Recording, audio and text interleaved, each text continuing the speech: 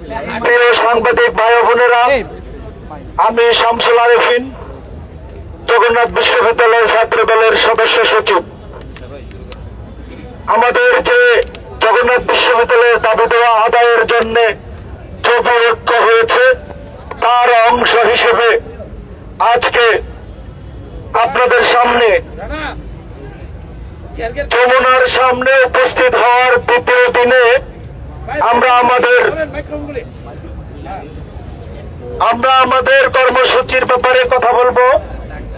এ পর্যায়ে আপনারা জানেন এবং সারা বাংলাদেশ জেনেছে, জগন্নাথ বিশ্ববিদ্যালয়ের ছাত্র শিক্ষকগণ যখন যমুনা অভিমুখে আসেন শান্তিপূর্ণভাবে, সেই শান্তিপূর্ণ অবস্থানের উপর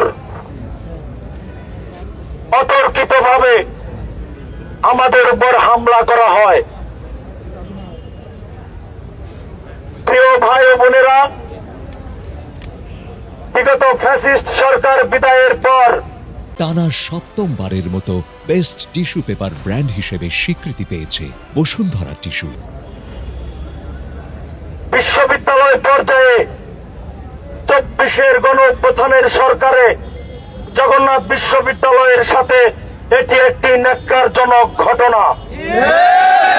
আমরা এই ন্যাক্কারজনক ঘটনার তীব্র নিন্দা এবং প্রতিবাদ জানাই।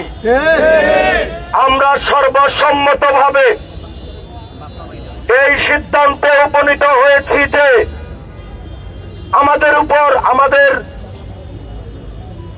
জগন্নাথ বিশ্ববিদ্যালয়ের বর্ষিয়ান শিক্ষক, আমাদের বোনেদের উপর এবং আমাদের ভাইদের উপর,